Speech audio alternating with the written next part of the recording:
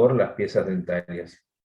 Entonces, ese sitio en el cual está comprometida, digamos, el ingreso de microorganismos al interior del cuerpo, es un sitio de lucha. La naturaleza lo intentó resolver colocando una muy rica red vascular alrededor de cada pieza dental y con la integridad lo más posible de la mucosa, que se pegue lo más posible a la pieza dental.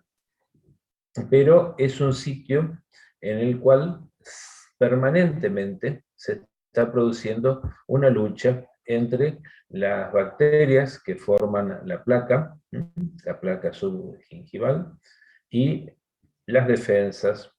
Entonces ahí se está produciendo, no se sabe, porque sigue siendo la discusión si es un transudado o un exudado, eso se los explico la semana que viene, pero sí el líquido crevicular, que es el líquido que se produce en esa zona, por esa rica circulación, ese líquido va a ser rico sobre todo en anticuerpos.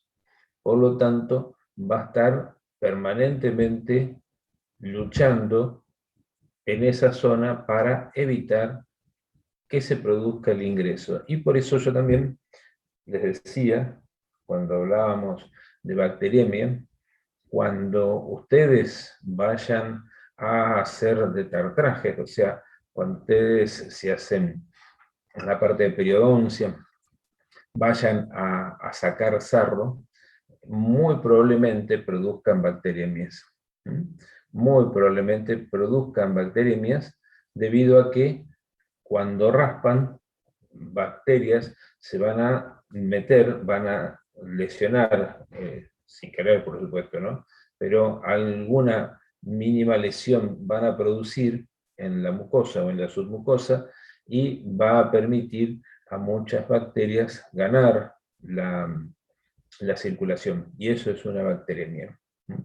También es de tremenda importancia, fundamental importancia, la saliva.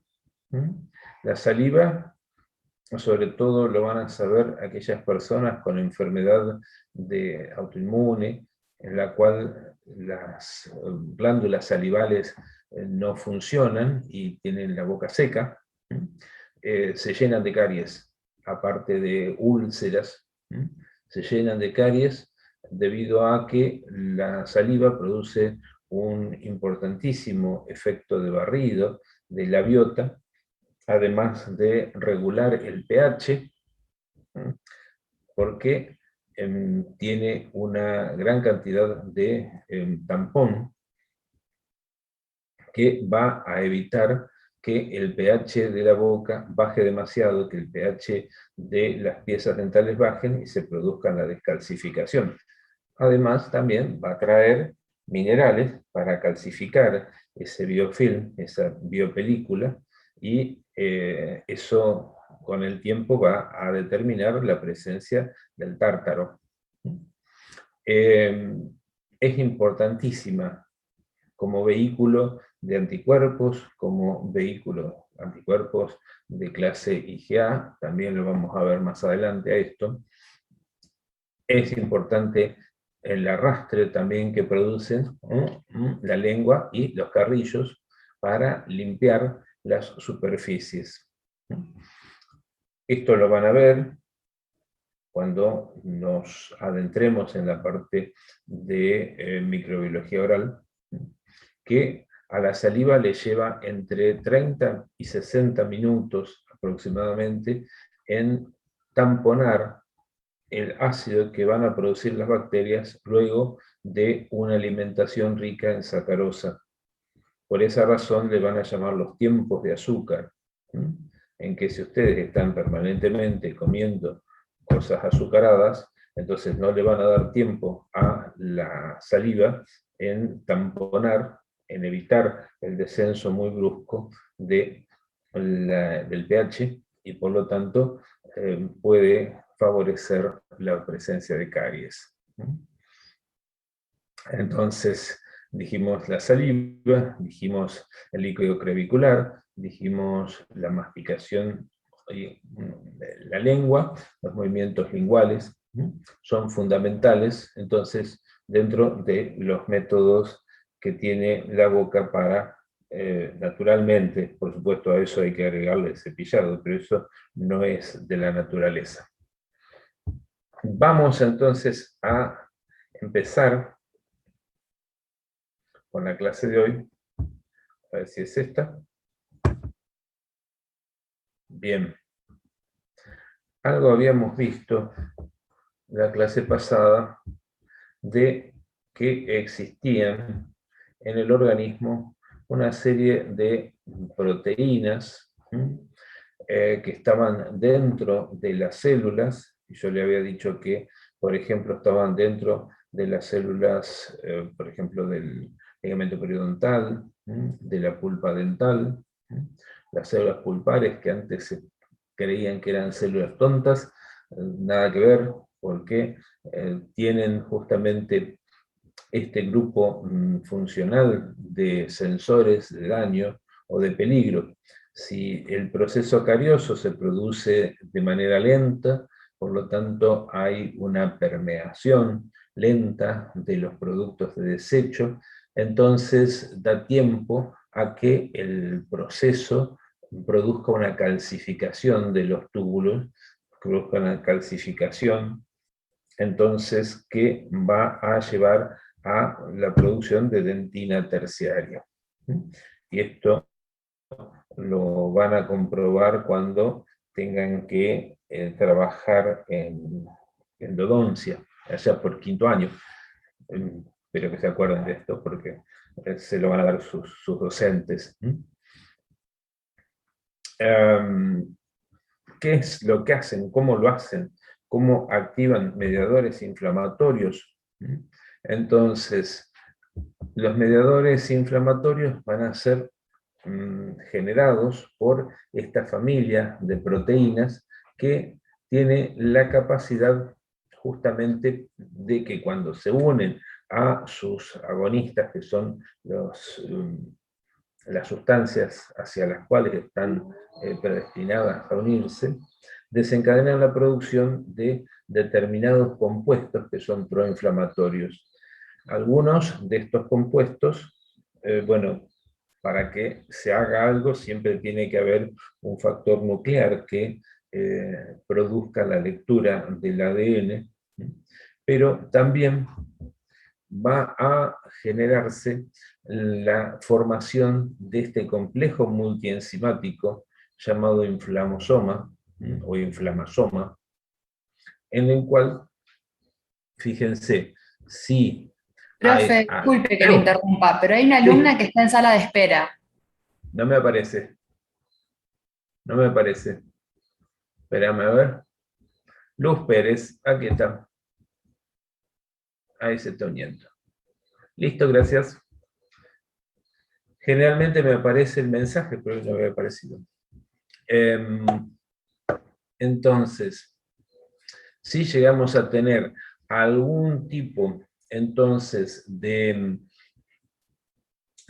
daño o peligro, van a activarse estos compuestos, estas sustancias, estos sensores de alarma, y van a producir entonces la formación de este complejo, que el final, digamos, de este complejo es la elaboración de dos sustancias que tienen mucho que ver con el proceso inflamatorio, como es la interleuquina 1 beta y la interleuquina 18.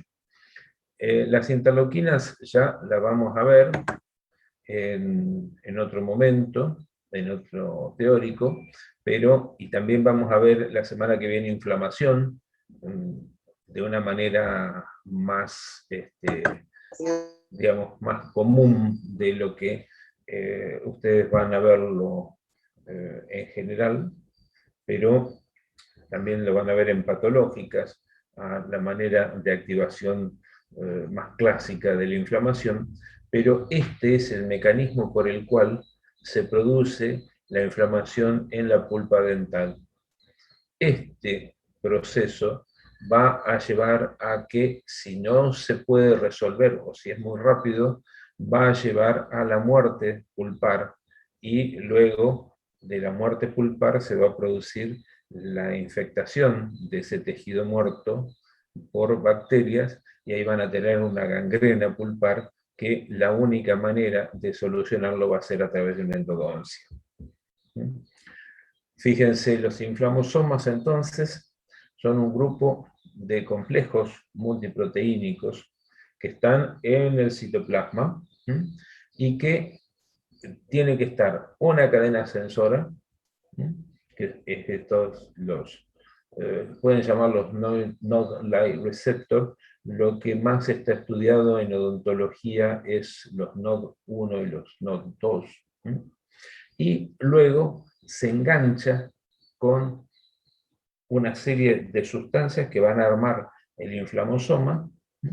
Esto promueve la maduración de citoquinas de la inflamación, dijimos interleuquina 1 beta, interleuquina 18, y esto va a provocar un proceso inflamatorio que puede también desencadenar la muerte bacteriana.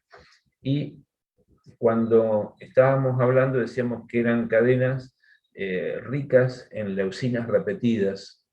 Fíjense, todos estos son leucinas, es una tras de otra. Bien. Otras de las sustancias proinflamatorias que pueden producirse está el TNF, esto también lo vamos a ver más adelante, y la interleuquina 6. Como para ir adelantando, TNF-alfa y interleuquina 1 pueden llegar a provocar fiebre. Entonces, un proceso dental tranquilamente, cuando es muy violento, aparte de dolor, puede llegar a provocar un cuadro febril o subfebril. ¿Lo dije muy rápido? No, profe, se entendió bien. ¿Se entendió? Sí, sí. Lo que Sí, yo se entendió, quiero, profe. a lo mejor no me interesa que se sepan toda la cantidad de elementos. Yo hasta hace un par de años le daba todos los elementos, toda la composición, y no lo ven nunca más. Sí, yo quiero que recuerden que existen sensores dentro de la célula que van a determinar si esa célula está expuesta a peligro, y en el caso de que lo detecten al peligro, todo es molecular, todo es molecular. Si detectan el peligro, entonces inmediatamente van a producir, van a generar esta sustancia llamada interleuquina 1 e interleuquina 18, que va a activar el proceso inflamatorio. Va a llamar a polimorfos nucleares neutrófilos, va a llamar a macrófagos, va a aumentar la irrigación, y en un ambiente inextensible como es la pulpa, lleva a la muerte. Eso es, en líneas generales, lo que más me interesa que ustedes recuerden, que es lo que les va a servir. También, cuando vayan a ortodoncia, le van a explicar que esto mismo es lo que va a determinar la reabsorción ósea y la posición de hueso cuando tironean. Donde tironeen, ustedes van a tener aposición de hueso para evitar que el tendón se zafe del músculo. Entonces, la manera de hacer eso es generar una calcificación del tendón. Esto tal vez se lo han dicho en anatomía, cuando veían hueso, que, perdón, hay gente en sala de espera. Cuando ustedes veían hueso en anatomía, posiblemente le han dicho que en las inserciones musculares, cuando había como unos pelos de hueso, es que esa persona había usado mucho los músculos, había tenido un trabajo muy duro.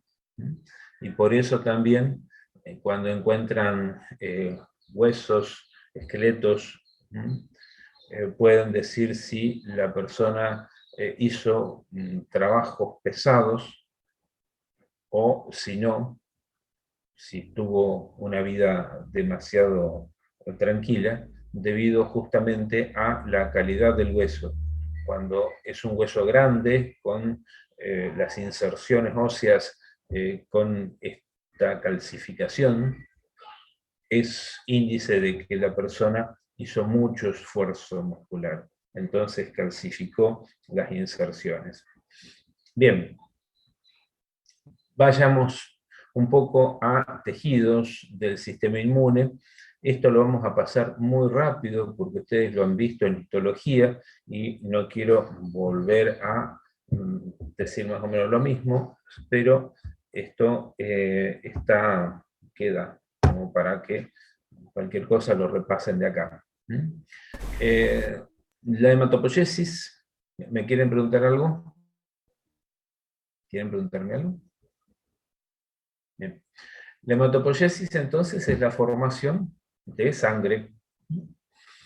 De ahí vamos a ver que esa stem cell originaria va a dividirse en dos grupos importantísimos. Uno son los progenitores linfoides y otro son los progenitores mieloides. De los progenitores linfoides van a salir los linfocitos B, los linfocitos T y los natural killer. Hace unos años atrás decían que los natural killer no provenían de los progenitores linfoides, pero bueno, ahora de vuelta lo metieron en la serie linfoide. También vamos a poder destacar los progenitores mieloides, de los cuales van a salir los glóbulos rojos, van a salir las plaquetas, van a salir los basófilos, los eosinófilos, los polimorfos nucleares neutrófilos y los macrófagos. También de acá van a salir las células dendríticas, que vamos a tratarlas bastante en profundidad en los próximos encuentros. Más o menos lo mismo. Y un detalle. Fíjense esto. De los progenitores linfoides habíamos dicho que salían los natural killer.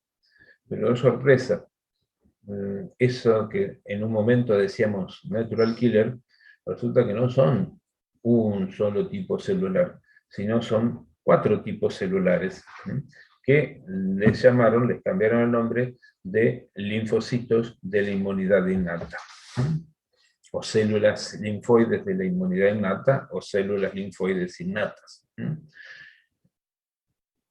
Ya les dije, no es una sola célula, sino es un grupo heterogéneo, hay varias células distintas. Tienen la morfología, o sea, son muy parecidas a los linfocitos, pero no tienen la capacidad de producir ese reordenamiento que hacen los linfocitos para adaptarse a los distintos antígenos. Y, por lo tanto, tienen una carencia de especificidad. Se clasifican en 3 grupos dependiendo de la función y producción de sustancias. Y por último, el último grupo de células linfoides innatas son las células inductoras de tejidos linfoides, gracias a las cuales vamos a tener los tejidos linfoides que vamos a estudiar. Se localizan en las barreras epiteliales, responden a señales de células epiteliales y presentadoras de antígeno, como las células dendríticas y los macrófagos, y van a generar sustancias protectoras. Acá el libro que ustedes tienen de cabecera, que es el Rojas Montoya, les da las células de linfoides de la inmunidad innata. Bien. ¿Cómo se clasifican? Si ustedes pueden... perdón. Bueno.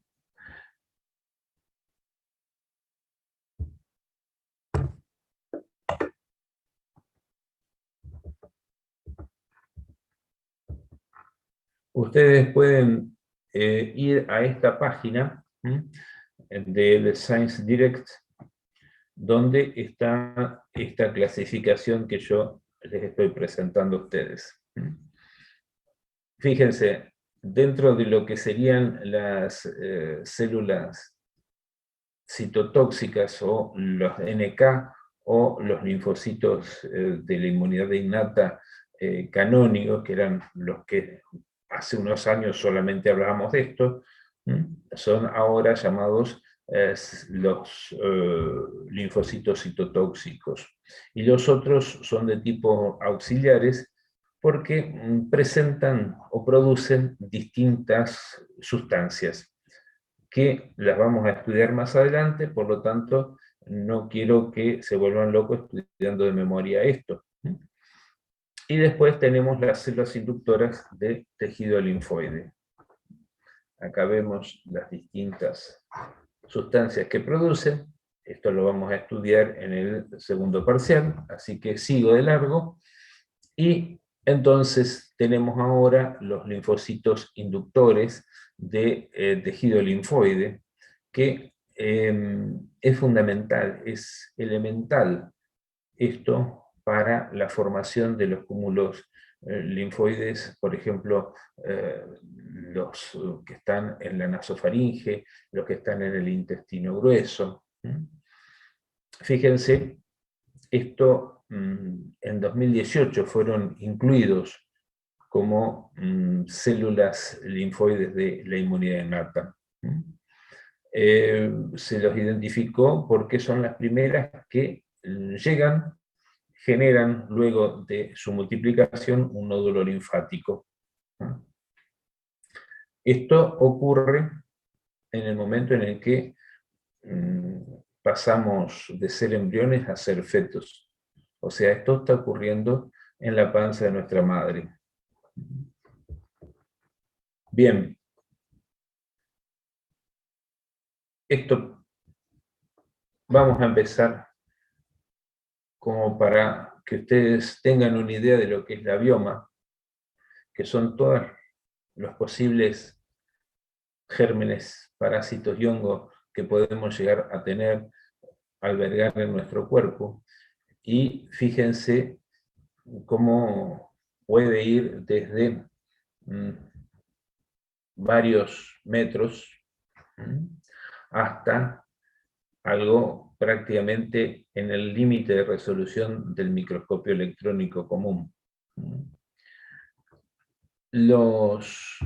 Fíjense, acá tenemos la tenia saginata, que la vamos a ver en el último parcial, puede llegar a tener hasta 7 metros de largo. Esto se ubica en nuestro intestino.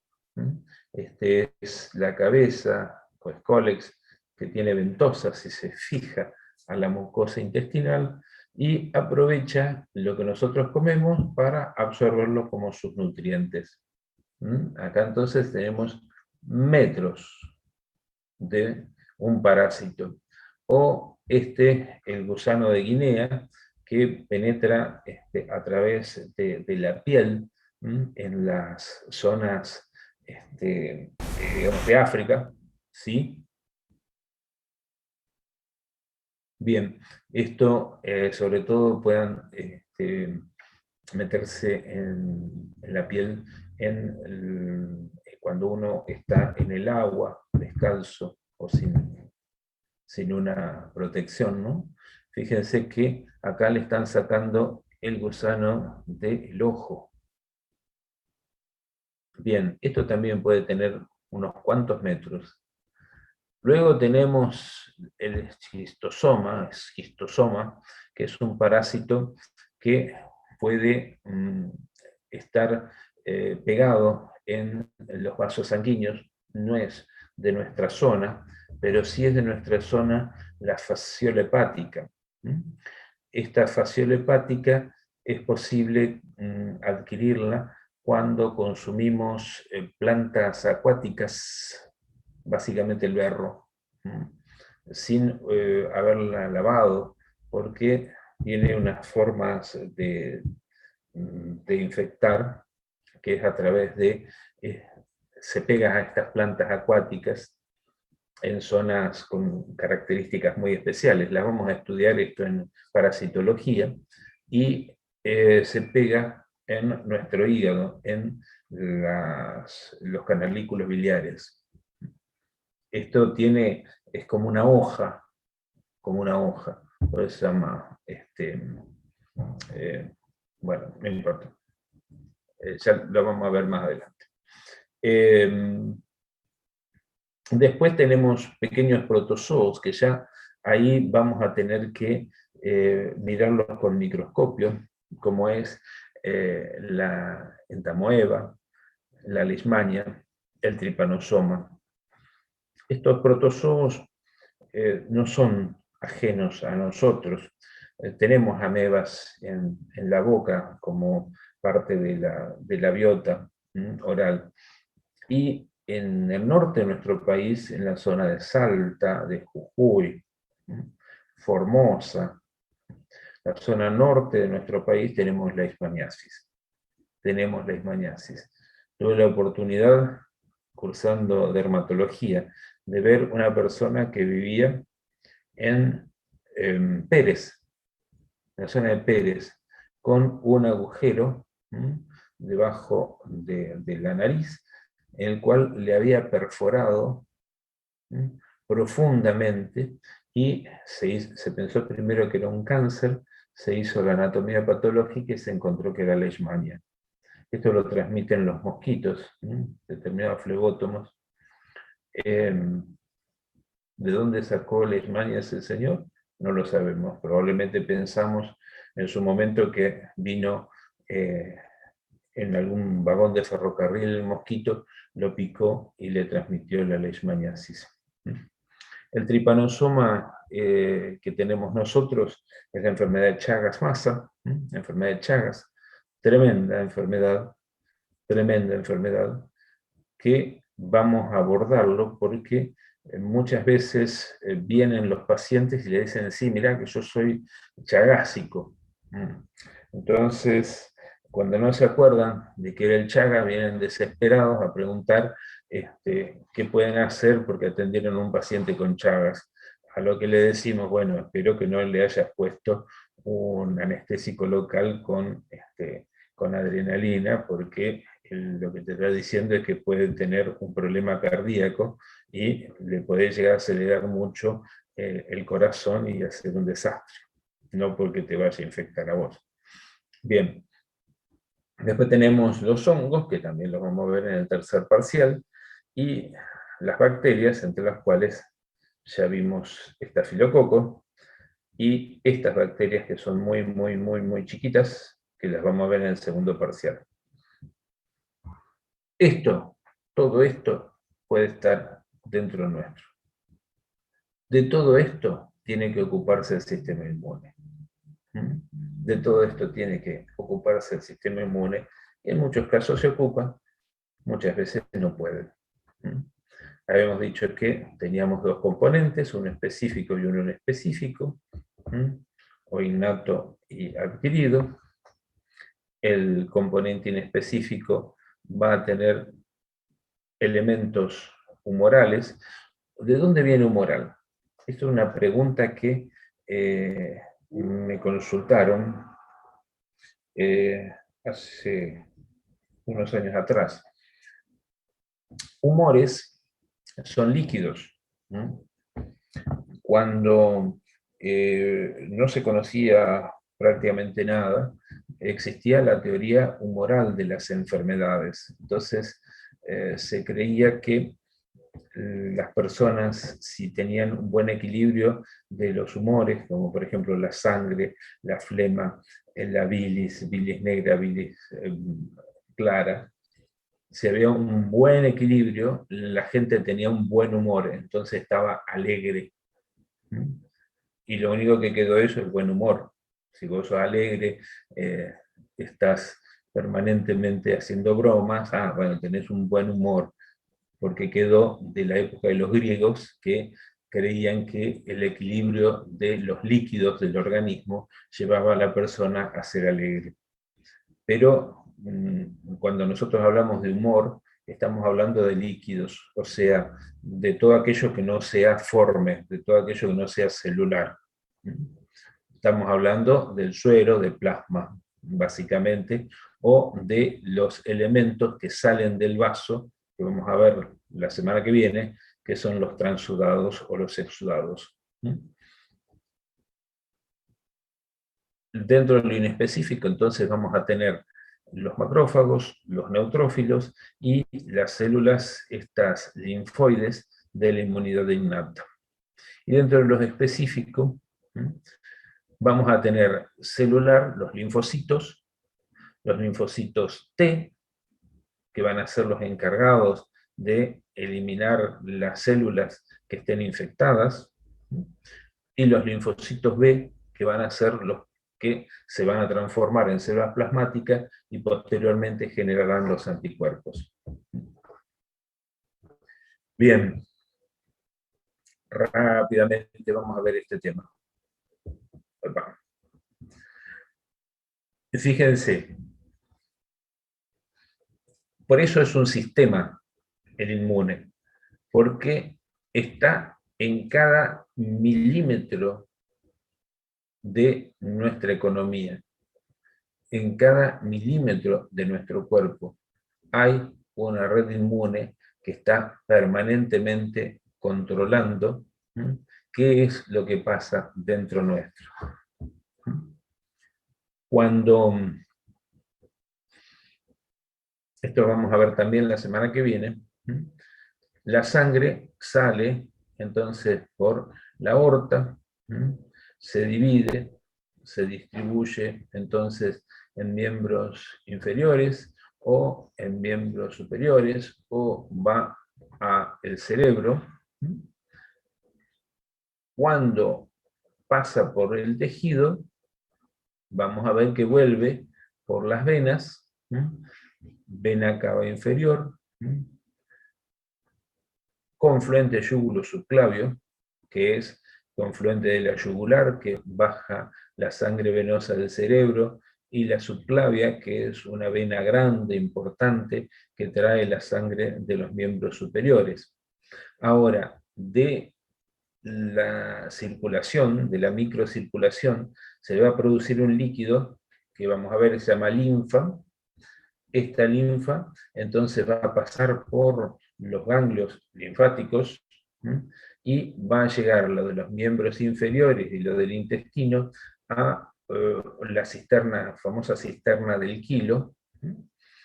Acá va a ir a través del ducto torácico hacia el confluente yúgulo subclavio, donde va a volcar la linfa en la sangre venosa que viene del cerebro y de los miembros superiores, y va a devolver el líquido a la circulación general. Esto lo vamos a ver en profundidad la semana que viene. Dicho esto, entonces,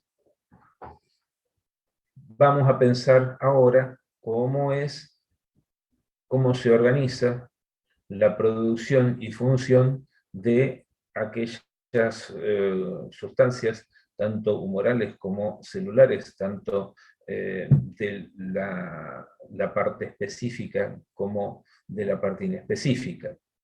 Todo arranca en la médula ósea. La médula ósea, vimos, es la productora de todas esas células. Esas células se van a dividir, la parte linfoide, en dos grandes componentes. Habíamos visto linfocitos T y linfocitos B. El linfocito T viene porque cuando sale de médula ósea sale absolutamente incapaz de hacer nada, tiene que entrar en timo para que el timo produzca la capacitación de ese linfocito y la selección de los linfocitos que pueden ir en contra de la persona. El linfocito B hay toda una discusión académica si se le puso B por bone marrow, o sea, porque el linfocito B madura y se selecciona en la médula, o porque hay un órgano en las aves, que aparentemente era el órgano importante en los dinosaurios. Dicho esto, es porque, si no lo saben, los dinosaurios no se desaparecieron completamente, no es que desaparecieron y punto. Los dinosaurios más pequeños son hoy en día las aves. Entonces, las aves tienen en la zona superior a la cloaca un órgano que se llama bursa de Fabricio. Entonces se decían bursa dependiente, así como eran timo dependientes, ahora son bursa dependientes. La discusión no tiene sentido, el linfocito B, el linfocito B. Bien, y si no, tenemos los órganos secundarios que cuando salen de acá tienen que ir a parar a algún lado y van a parar o a los nódulos linfáticos o al vaso o al tejido linfoide asociado a mucosas. Vamos a ver médula ósea rápido, porque esto ustedes ya lo han visto en histología. Principal órgano hematopoyético postnatal. Cuando ustedes pasan cierta edad, la médula ósea deja de producir enormes cantidades de células, sigue produciendo, pero no en enormes cantidades. Saben que los glóbulos rojos tienen un periodo muy breve de vida, y prácticamente se llena de grasa. A los que les gusta el osobuco, eso que tiene, la grasita que tiene el osobuco, eso es médula ósea. Queda remanentes de médula ósea activa en los huesos del cráneo, los huesos de la cadera y el esternón. Son entonces los huesos planos los que van a mantener la producción de células para la sangre. Por esa razón, cuando hay alguna duda si la persona puede tener un problema en sangre, una leucemia, se le hace la punción medular en el esternón o se le hace una biopsia sacándole un pedazo de la cresta ilíaca, un pedazo de hueso con troca, se rompe el hueso, se saca un taquito que lo llevan a anatomía patológica. Bueno, alberga las células pluripotenciales, se localizan en los huesos planos, ilíaco, epífisis de los huesos largos, las vértebras, el cráneo. Acá tenemos alguna fotito. Sabemos que como todo tiene trabéculas óseas. Importantísimo las células endoteliales y capilares sanguíneos, que van a ser los que van a nutrirla y van a también llevarse las células que produce. Tejido mesenquimatoso, todo tiene que tener un tejido mesenquimatoso que sostenga a las células que producen, o todo tejido necesita del mesénquima. Si no tenemos mesénquima, no hay posibilidad de que se produzca una fisiológica actividad de todos los órganos, ¿no? Y por supuesto, como todo, tiene fibras nerviosas, y los nichos celulares entre el tejido mesenquimatoso. Acá vemos las imágenes, esto ya lo han visto en histología, así que vamos a seguir de largo. Las células hemáticas, el estroma, todo esto ya lo han visto, así que vamos a meterle pata para llegar a las 7:30, porque ya me dijeron que no me podía extender. La hematopoiesis va a depender del microambiente adecuado, el estroma fundamental, insisto, de los factores de crecimiento, que van a ser las propias células periféricas las que van a mandar esos factores de crecimiento para cuando se necesiten. Volvemos a lo mismo. En los nichos de células, originados por señales del periósteo, nuevamente estroma, y por acción conjunta de osteoblastos, osteoclastos, células reticulares y mesanquiales, van a producirse una serie de factores indispensables para la formación de las células tanto linfoides como mieloides. Y aquí está lo que les decía, en las aves hay un órgano llamado bursa de Fabricio, donde maduran los linfocitos B. Esto viene a cuento de una broma que una vez escuché, que decía que después de analizar, ¿vieron ustedes la película Mundo Jurásico? Que sacan mosquitos que están incluidos en el fluido que largaban los árboles. Bueno, han encontrado que algunos mosquitos tenían sangre de dinosaurio y muy desnaturalizada. Piensen que pasaron a lo mejor 65, 70 millones de años, ¿no? En esa sangre de dinosaurio la cruzaron con el ADN de los animales actuales y, bueno, ahí se demostró fehacientemente que justamente las aves son lo que evolucionó de los dinosaurios. Y, bueno, a manera de broma decía, cuando vea un pollo, mírelo con más respeto, porque él desciende de un tiranosaurio rex y usted de un mamífero que no era mucho más grande que un ratón. Vamos a seguir. También tenemos el nicho de células plasmáticas. Acuérdense que la célula plasmática es la evolución del linfocito B, que pasa a ser célula plasmática luego del encuentro con el antígeno. Acá se necesita un ambiente rico en receptores y sustancias que atraen, almacenan y mantienen las células plasmáticas. Acá es necesaria, fundamental, la formación de sustancias como el april, de los megacariocitos y de otras sustancias elaboradas por las células del entorno medular. Todo esto parece un trabalenguas, pero en el próximo parcial, cuando demos estas sustancias llamadas interleuquinas, me van a entender qué es lo que estoy diciendo. Timo. Fíjense, acá tenemos la tráquea, que se divide en bronquios. Acá esta imagen está mal hecha porque acá falta el corazón, ¿no? Pero bueno, bronquio derecho, bronquio izquierdo, y en el medio de la división tenemos al timo.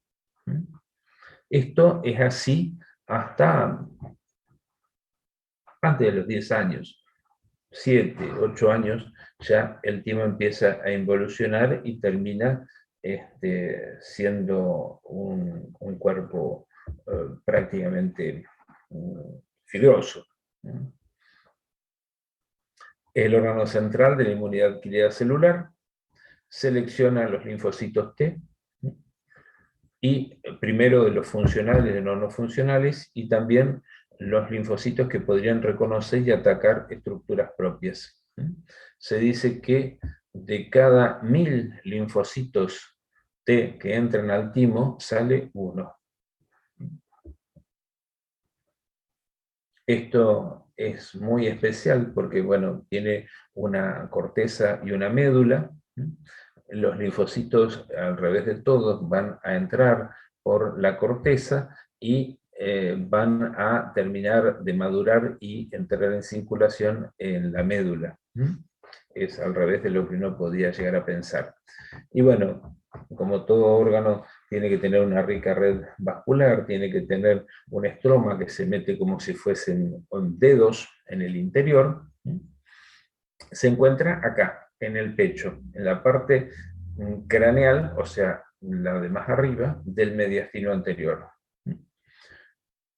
Se los dije, su mayor periodo de actividad es la embrionaria y la perinatal, y a los 7, 10 años ya deja de producir la cantidad, porque se supone que lo que hizo ya lo hizo, pero sigue teniendo función, nunca deja de ser funcional.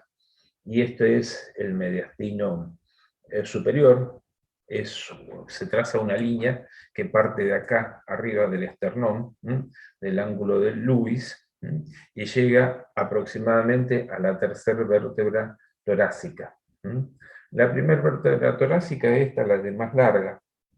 Si ustedes cuentan 3 para abajo, tiran una línea hacia el ángulo de Lewis, ese es el mediastino superior, ahí se encuentra. Después van a tener el mediastino inferior dividido en tres sectores. Ven que está justo cuando se divide, no se confundan con la tiroides, que está arriba en tráquea, acá está en la división de los bronquios, de la división de los bronquios. Ven que yo les decía que ahí faltaba el corazón. Fíjense, este es el confluente yúgulo-subclavio, esta es la subclavia, vena grande, importante, que está por detrás de las clavículas, muy importante porque es una vena que se puede utilizar para inyectar una gran cantidad de sustancias de manera endovenosa. Bien, formado por 2 lóbulos, bla, bla, bla, bla, bla. Esto ya lo vieron el año pasado. Produce sustancias como la timosina. Sigamos. Esto lo vamos a ver también más en profundidad en el parcial que viene, donde tenemos las células presentadoras de antígeno. También esto tenemos que saber qué es el complejo principal de histocompatibilidad 1 y 2, pero como para que entiendan, los linfocitos cuando entran tienen que reconocer estos dos complejos, estos dos HLA. Los linfocitos que no reconocen estos complejos los mata el timo. Después siguen evolucionando y le muestran todos los posibles antígenos, todas las posibles estructuras que pueda tener el organismo. Aquellos linfocitos que reconocen estructuras propias, el timo los mata. Por eso de cada 1000 sale uno. Esto es lo que más o menos estaba intentando decirle. Entran por la corteza, van madurando, pero miren los que quedan. Sigamos rápido. Ganglios linfáticos, también lo vieron el año pasado, en histología y en anatomía. Sin ningún lugar a dudas, son el epicentro de la respuesta inmune adquirida. ¿Por qué? Porque están en el camino de los vasos linfáticos. Las células de la defensa, cuando capturan algo, se meten en el linfático y van al ganglio a pasar la información. En ellos entonces se van a encontrar las células de la parte inespecífica con las células de la parte específica, o sea, con linfocitos T y linfocitos B. Y por lo tanto va a ser donde se produzca la activación del sistema inmune. Ya lo saben, forma riñonada, se encuentra en la zona del drenaje linfático, poseen 2 regiones, corteza y médula, el seno subcapsular, recubierto de células endoteliales, macrófagos, bla, bla, bla, bla, bla. Esto ya lo conocen. Esto vamos a volver sobre los folículos primarios y los secundarios cuando veamos activación del sistema inmune. Tienen un vaso aferente y un vaso eferente. El vaso aferente es por donde entran la linfa que viene de la periferia y el vaso aferente por donde sale. Vaso. El vaso es una estructura fundamental en las defensas. Fundamental.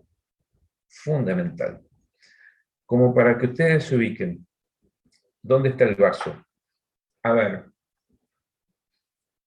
si ustedes siguen la línea de los pezones del lado derecho, ahí abajo de las costillas se encuentran con la vesícula biliar. Si ustedes siguen acá del lado izquierdo, se encuentran con el estómago. Detrás del estómago, que es esto que está acá, detrás del estómago y recibiendo la sangre directamente de aorta, se van a encontrar con el vaso. Fíjense que si ustedes abren un cadáver, tienen que buscarlo detrás del estómago. ¿Ven lo que yo les decía? La línea mamilar del lado izquierdo, la línea mamilar del lado derecho. Bien. Segundo órgano linfoide de importancia. Es chiquito en la normalidad. Pero fíjense, el 25% de todos los linfocitos del organismo se encuentran en el vaso. El 5% del gasto cardíaco pasa por este órgano. O sea, si ustedes piensan que desde que empezamos la clase hasta ahora, todo el volumen de sangre que tienen en su cuerpo, en este tiempo que estamos en el teórico, todo el volumen de sangre de su cuerpo pasó por su vaso. Todo el volumen de sangre, entonces, cada media hora, para que el sistema inmune inspeccione la sangre y retire todo aquello que sea material extraño. De ahí que tengan una idea de la tremenda importancia que tiene el vaso. Al vaso no llegan capilares linfáticos, pero sí salen del vaso. Por lo tanto, los linfocitos que entran tienen que hacerlo por vía hemática. Ya la estructura saben, por supuesto las trabéculas, por supuesto el estroma que manda también como si fuesen dedos, van a dividirse en una médula, perdón, una pulpa roja y una pulpa blanca. La zona entonces de pulpa blanca va a tener una arteriola central, por donde pasa, un seno venoso que va a estar ricamente distribuido en la pulpa roja. Acá está la vena central. En la pulpa blanca se van a formar los folículos. Y en el medio, la zona marginal, de tremenda importancia, porque acá hay un gran almacenamiento de este tipo de linfocitos, linfocitos B1 y los linfocitos de la zona marginal del vaso, que tienen la trascendente función de detectar y controlar las infecciones por bacterias capsuladas. Ya vamos a ver que si desgraciadamente perdemos el vaso, corremos serio riesgo de morir por una infección por bacterias capsuladas. Nada más ni nada menos que una meningitis, que un problema pulmonar que se agrava y que termina con nuestra vida. En el vaso también se producen una sustancia, la tufsina, que va a tener función básicamente aumentando, generando, produciendo una mayor actividad de los macrófagos, de la actividad fagocitaria. Llegamos a los cúmulos submucosos, que para algunos autores son órganos terciarios, y acá tenemos las placas de Peyer en el intestino y el anillo de Waldeyer, de tremenda importancia, anillo de Waldeyer, de tremenda importancia en los cuadros respiratorios y orales. Son estructuras que se ubican en las zonas de lucha, en las zonas en las cuales pueden llegar a ingresarnos bacterias, hongos o virus, y por lo tanto van a estar en los bronquios, los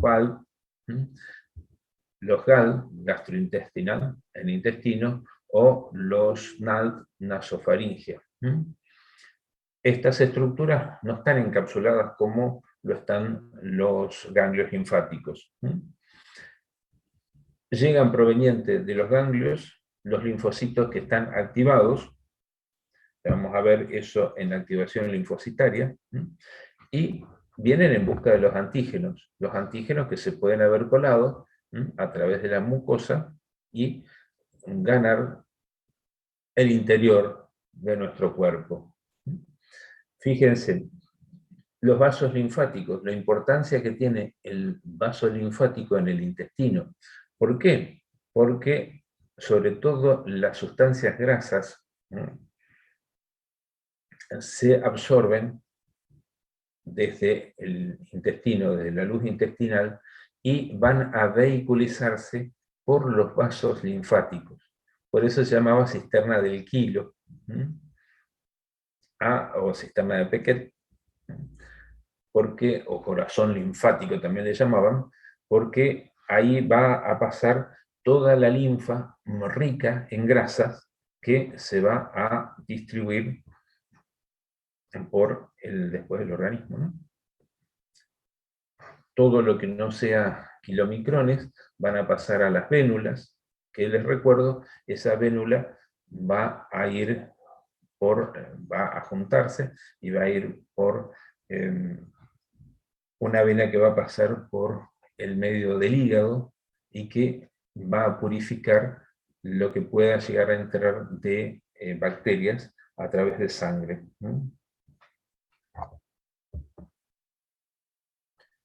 Bien, sigamos.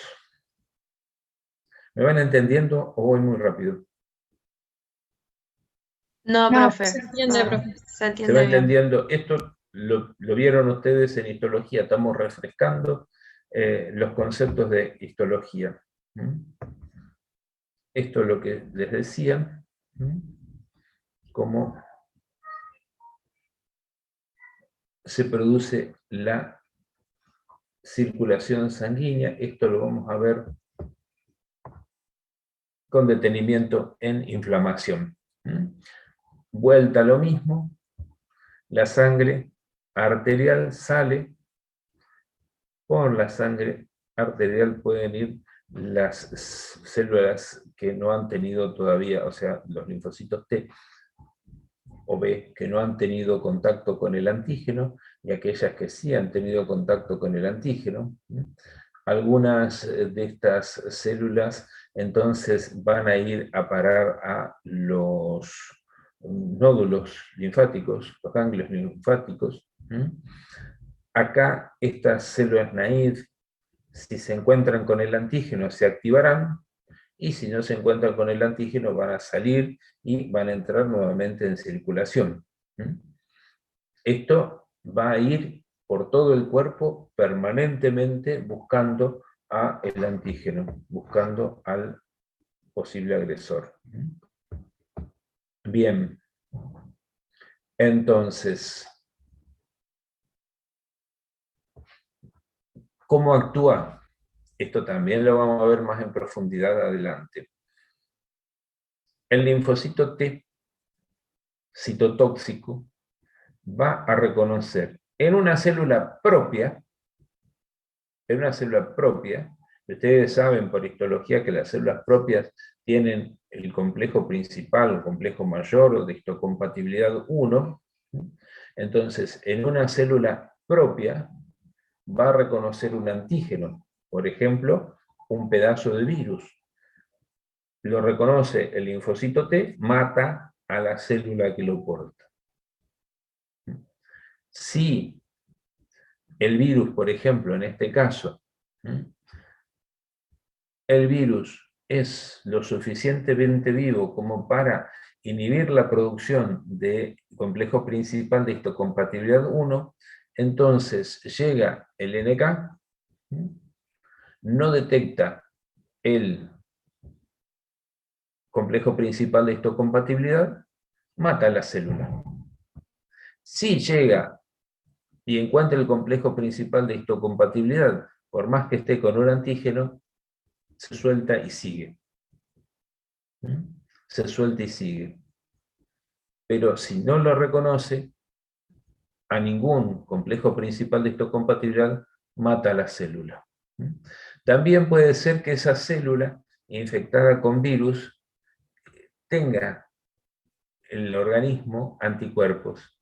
Entonces, si los anticuerpos reconocen las partículas virales en la superficie de la célula, se fijan, viene también el NK, reconoce los anticuerpos, mata la célula. Es una manera, entonces, como yo les decía en un principio, el concepto que me daban mis profesores, ellos decían, la inmunidad es el precio que paga el organismo por mantener la constitución orgánica original inalterada. Bien, vamos entonces a las células del sistema inmune. Acá ya vimos esto, tenemos células que son inespecíficas, que son a la vez, algunas de ellas, células presentadoras de antígeno, que van a presentar los antígenos, sobre todo al linfocito T y B, o al NKT, otro tipo que lo vamos a ver también más adelante. Te van a decir que todos vamos a ver más adelante, y sí, más o menos. Fíjense, cuando estábamos en una etapa tan inicial de nuestra vida, fíjense que recién se había formado lo que va a ser el cerebro, este es el ojo, ya estaba latiendo el corazón, se estaba formando el tubo gástrico, y teníamos el saco embrionario de Yolk. Ahí, entonces, de este saco embrionárico de Yolk, aparecieron entonces las células pluripotenciales que se instalaron en el hígado fetal, cuando se desarrolló el hígado fetal. Posteriormente, del hígado fetal pasaron a médula ósea. Cuando nacemos, entonces ya se están permanentemente instaladas en médula ósea, donde se producen los linfocitos, los T van a ir a parar al timo. Esto, ustedes ven, es un nenito recién nacido, obviamente muerto. Acá están los pulmones, como se colapsan, y acá está el timo. Y los linfocitos B. Esto ya lo vimos. Vamos a pasar rápidamente. Esto es lo que les da el Rojas. Bien, está muy bien el Rojas, muy completo, por lo tanto no me voy a detener. Toda esta parte la vamos a ver el martes que viene o el jueves. Los receptores, esto ya lo vamos a ver. Y llegamos al neutrófilo.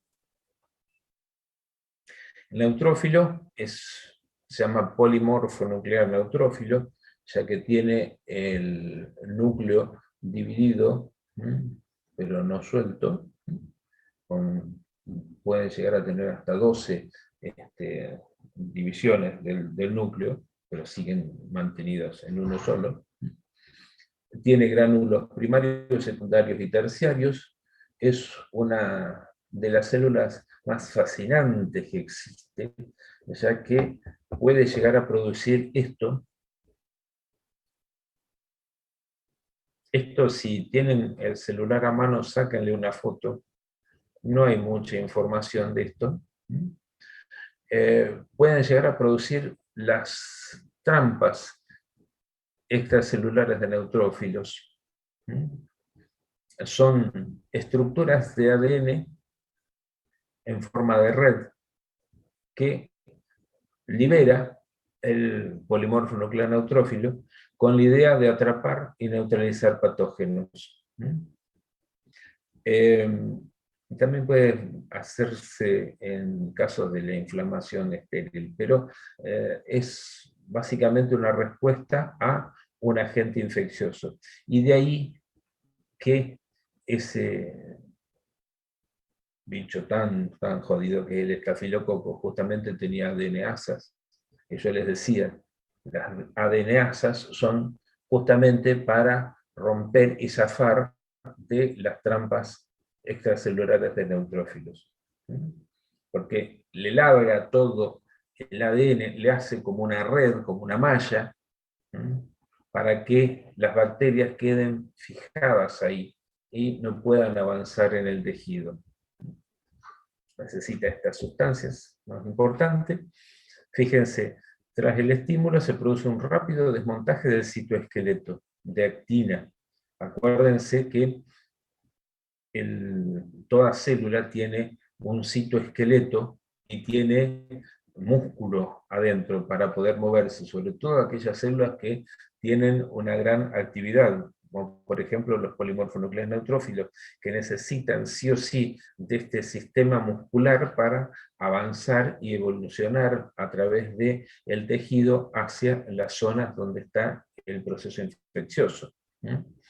Entonces rompe el esqueleto de actina, desprende todos los microtúbulos, que son como el esqueleto de la célula, lo que le da la forma, rompe, condensa la cromatina, aumenta la permeabilidad de las membranas nucleares, y esto va saliendo, llega al citoplasma y finalmente la célula se rompe. Hay otra forma en la cual no muere el polimorfo nuclear neutrófilo. La primera que se estudió fue la forma en que moría el polimorfo nuclear neutrófilo, y entonces van largando esta red para atrapar bacterias y evitar que las bacterias sigan avanzando en el tejido. Estos son los NETs, patógenos. Esto lo vamos a ver también en la clase que viene o el jueves que viene, cómo se va condensando y finalmente estalla y forma toda una red de elementos para fijar las bacterias y que no evolucionen y lleguen a introducirse más en el organismo. ¿Se entendió netosis? Sí. Hay todo un metabolismo. No me interesa que ustedes se sepan el metabolismo de la netosis. Yo lo que quiero que entiendan que el polimorfo nuclear neutrófilo hace entonces toda una evolución de su interior para lanzar el ADN y hacer una malla que contenga las bacterias, que contenga la infección, hasta que puedan venir las otras células de la defensa. Tenemos eosinófilos y basófilos, que son muy importantes en las infecciones, sobre todo parasitarias. Los mastocitos, que vamos a ver, son las verdaderas células sensoras de daño que se encuentran en el tejido, que van a determinar los cuadros inflamatorios o los cuadros también alérgicos, que es un cuadro inflamatorio. Antes se decía que los basófilos eran las formas circulantes de los mastocitos. Esto no es así. Los basófilos son un tipo de célula y los mastocitos son otro tipo de célula completamente distintos, no tienen nada que ver uno con el otro. También tenemos plaquetas de gran importancia, ya que vamos a ver en la parte inflamatoria cómo las plaquetas sirven también para taponar, para evitar la progresión de las bacterias dentro del organismo. Macrófagos, esto está en el rojas, van a ver que también es una célula interesantísima porque es una gran productora de sustancias. Parece mentira, una gran productora de sustancias importantísimas en las defensas. Están en distintas partes del organismo, van a producir entonces la activación y la selección de qué tipo de inmunidad se va a requerir, si se va a requerir que sean células, o sea, linfocitos citotóxicos los que se activen, o si va a requerir de que sean linfocitos B que se activen, ya que en base al antígeno necesitamos uno u otro. Ahora, siempre dijimos el macrófago. No, no hay un macrófago. Hay distintos tipos de macrófagos. Y van a ver que hay un macrófago muy importante en los procesos inflamatorios, muy importante en la activación de la inmunidad humoral, un tipo de macrófago que va a bajar la inflamación, digamos un macrófago antiinflamatorio, podríamos decirle, un macrófago que va a infiltrar tumores, un macrófago supresor de la serie mieloide, un macrófago que va a estar ligado directamente a la zona marginal del vaso, y un macrófago que va a estar en la zona subcapsular de los ganglios linfáticos. Fíjense que siempre hablamos de el macrófago. No, no hay un macrófago. Por eso muchas veces pensábamos que era una célula bastante esquizofrénica, que podía llegar a hacer distintas cosas y no sabíamos cómo. No, es que es una célula que morfológicamente es igual a otra, pero que funcionalmente son dos cosas totalmente distintas. Una es bien proinflamatoria y otra es bien antiinflamatoria. Ya vamos a ver todo esto cuando en el segundo parcial tratemos los elementos que son solubles. Bien, los linfocitos T y B, indistinguibles morfológicamente, las células NK, las células dendríticas, que también no hay una célula dendrítica, sino son por lo menos 4 tipos distintos de células dendríticas. Y, bueno, las distintas células y las funciones, el macrófago, fagocitosis, inicio de la respuesta inmune, también directamente ligado a la hipersensibilidad retardada, tercer parcial. Los neutrófilos básicos en la fagocitosis y en la respuesta inmediata a la agresión. Los eosinófilos involucrados en la respuesta antiinflamatoria, los antiparasitaria, los basófilos ligados a la inflamación y también a la infección parasitaria, los mastocitos, los grandes sensores, los grandes detectores de daño en los tejidos, y las células NK que van a eliminar o matar toda aquella sustancia, elemento que no sea propio. O sea, son sensores de lo propio. Cuando a ustedes le hacen una transfusión de sangre, probablemente los linfocitos que le transfundan inmediatamente van a ser eliminados del organismo por los NK. Bien, esto lo vamos a ver la clase que viene. Esto lo vamos a ver la clase que viene. Me adelanto. Bien. Le escucho las preguntas. Escucho las preguntas. ¿Preguntas? Che, despiértense.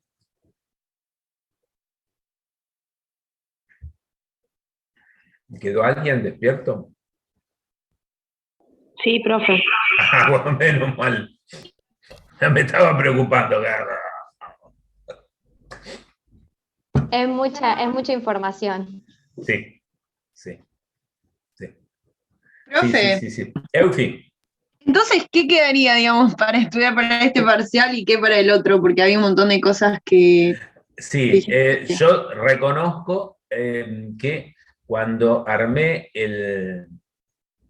digamos, cómo iban a ser los teóricos, pensé en pasar los cocos gram negativos al segundo parcial, porque si no, no llegábamos con, con los teóricos, y no lo pasé. O sea, dejé la programación académica con los cocos gram negativos en el primer parcial. Si no hubiésemos pasado el parcial, tendríamos que haberlo, no haberlo tomado. Pero cuando terminemos con inmuno, yo les voy a dar los cocos gram negativos. Yo se los voy a dar. Los temas del parcial son los temas que hemos dado, tanto en los teóricos como en los prácticos.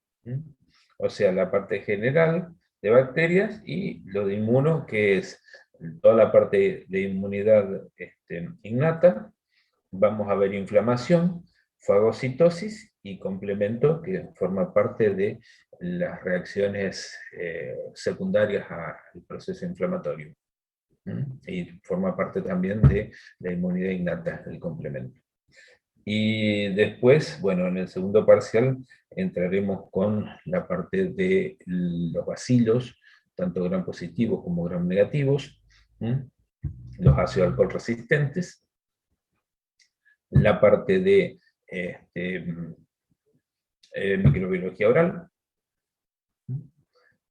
y en el último parcial, y la parte de inmunidad va a ser antígenos, anticuerpos, las bases celulares de la diversidad, la parte de complejo principal de histocompatibilidad, procesamiento antigénico, y en el último parcial, activación de la inmunidad celular, activación de la inmunidad humoral,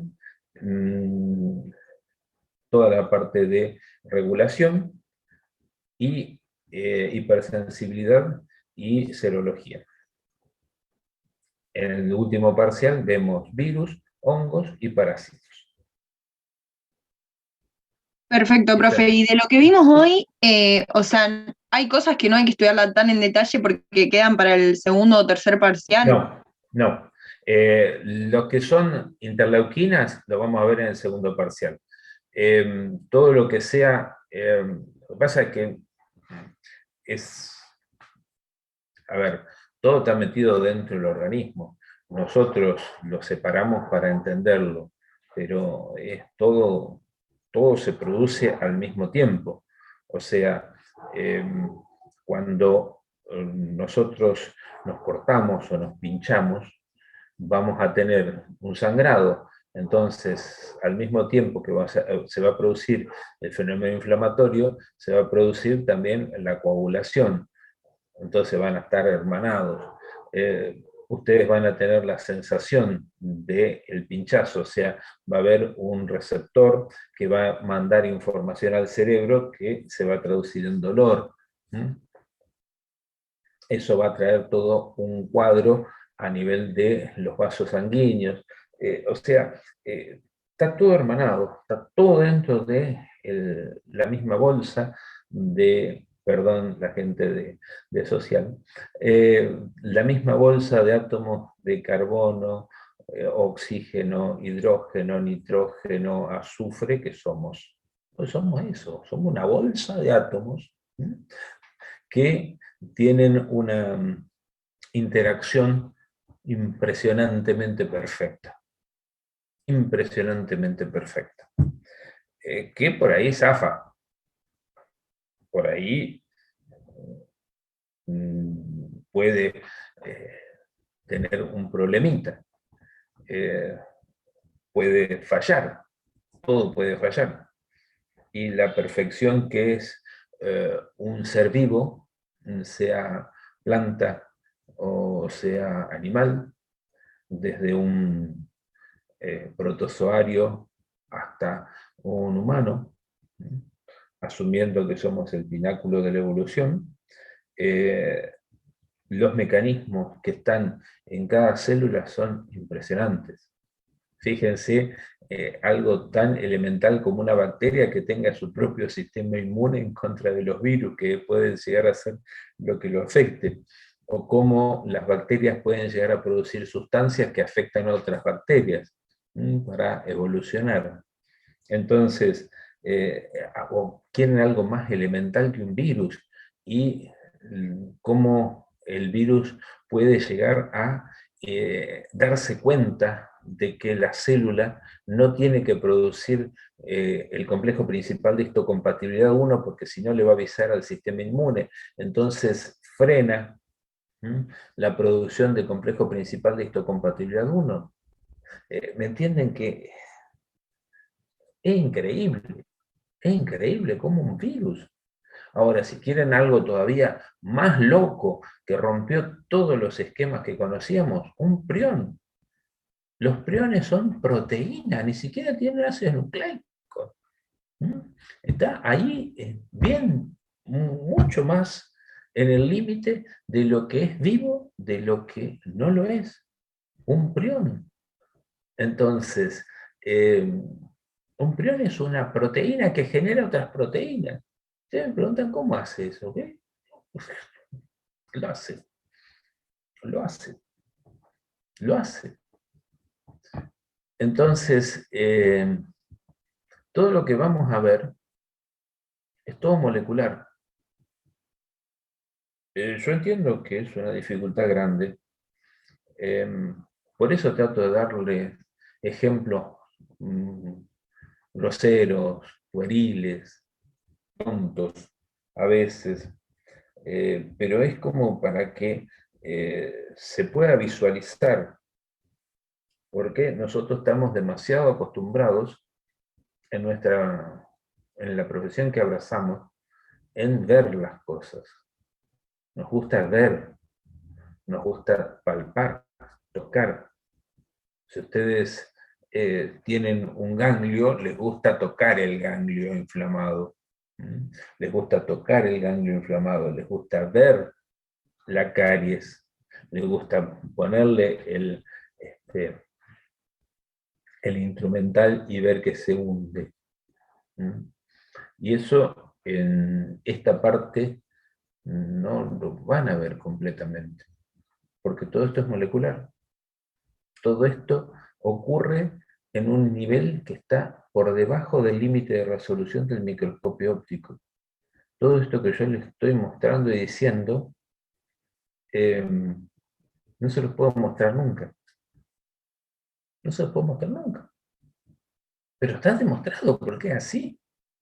A tal punto es así que ya hay fármacos que van a ir a bloquear distintos elementos de esto que yo les estoy diciendo.